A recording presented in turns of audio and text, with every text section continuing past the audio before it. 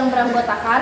Saya Kedal Jidan Firdaus. Saya Nadia Hamsabila. Saya Naila Fika Katrunada. Saya Firdaus Al Khairi. Berikut adalah metode dakwah yang dilakukan oleh Sunan Derajat. Baiklah, kita akan melakukan diskusi mengenai metode dakwah Islam oleh Wali Songo di Tanah Jawa, yaitu Sunan Derajat. Memangnya Sunan Derajat itu siapa? Yuk, sama-sama kita lihat profil dari Sunan Derajat.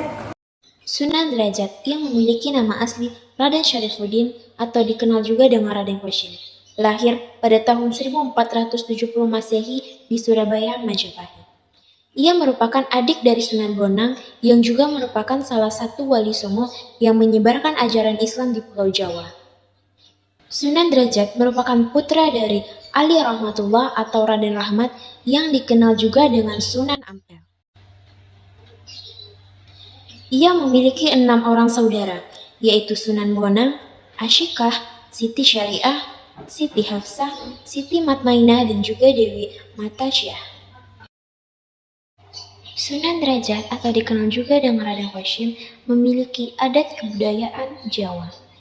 Latar belakang ini ia dapatkan dari ibundanya yang bernama Nyai Ageng Manila.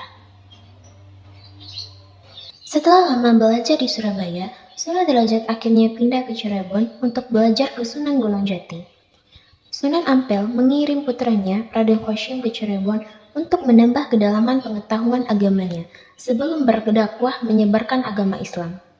Selama belajar di Cirebon, Raden Kosim akhirnya dinikahkan dengan Dewi Sofia, putri dari Sunan Gunung Jati, yang kemudian memiliki anak yang bernama Pangeran Trenggana. Kemudian Raden Kosim tinggal di desa Derajat. Dari sinilah Raden Kosim dikenal sebagai Pangeran Derajat.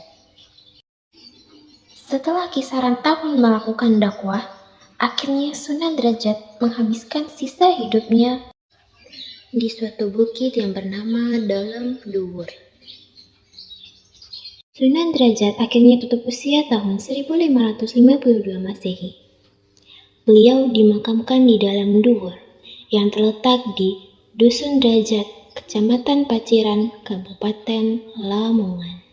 Bagaimanakah sistem ajaran yang dikembangkan oleh Sunan Derajat? Ajaran yang dikembangkan oleh Sunan Derajat akan dijelaskan oleh animasi berikut.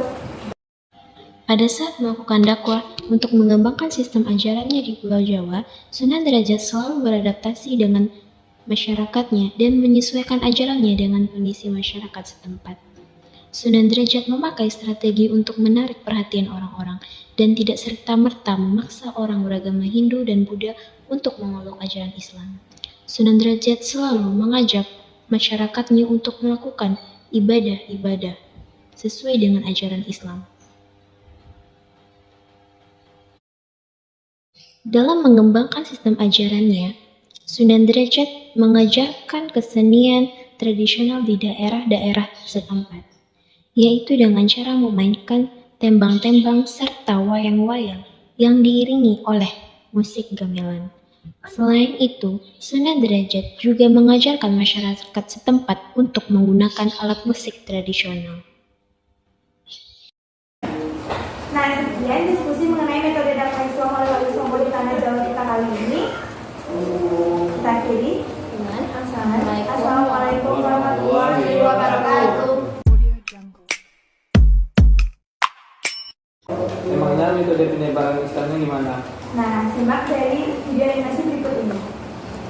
Sunan Derajat melakukan dakwahnya pertama kali di wilayah Gresik. Dakwahnya dilakukan dengan cara menyusuri pantai utara bagian Pulau Jawa. Beliau mendarat pertama kali di Jalak, Banjarwati pada akhir abad ke-15. Sunan Derajat kemudian membangun sebuah musola yang dijadikan sebagai tempat untuk beribadah. Musola tersebut juga digunakannya untuk kepentingan berdakwah. Semakin banyak yang memeluk agama Islam, kemudian Sunan Derajat mengembangkan musola tersebut menjadi sebuah pesantren yang ia gunakan sebagai lembaga pendidikan untuk mengajar ajaran Islam kepada masyarakat. Selanjutnya, Sunan Derajat melanjutkan perjalanan dakwahnya ke Lamongan yang saat itu masih diperintah oleh Sultan Demak. Sunan Derajat memilih tempat di lokasi pegunungan karena dianggap aman dari banjir. Sunan Derajat kerap sangat akrab dengan masyarakat di sana, sehingga mempermudah beliau untuk menyampaikan dakwahnya. Di antara 9 wali Songo, Sunan Derajat dianggap memiliki banyak nama panggilan. Selain Raden Hashim, ia juga dikenal sebagai Mas Said Munad, Raden Syarifuddin, Maulana Hashim, Pangeran Patraja, dan juga Sunan Mayang Madu.